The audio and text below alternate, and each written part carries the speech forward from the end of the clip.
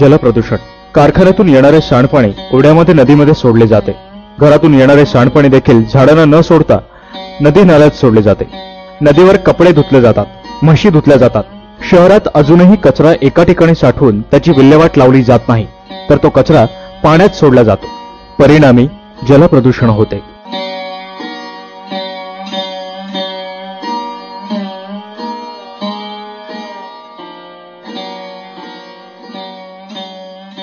वायू प्रदूषण वाढत्या लोकसंख्येला पूरक गाड्या देखील रस्त्यावरून धावू लागल्या, परंतु त्यामधून निघत असलेल्या धुराचे काय? कारखान्यातून वर डोकावणारी चिमणी दिवसभर धूर फेकत असते। शहरात गावात साठलेला कचरा आणि त्यापासून निघणारी दुर्गंधी पसरते। परिणामी वायू प्रदूषण होते।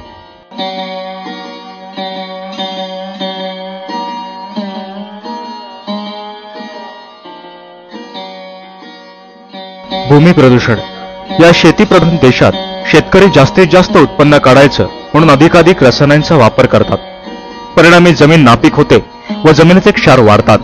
काही ठिकाणी दुष्काळाने पाण्याचा अभाव पडतो आणि पाऊस आला तरी त्यामध्ये आम्लत्व आढळतं। परिणामी जमिनीला तडे जातात।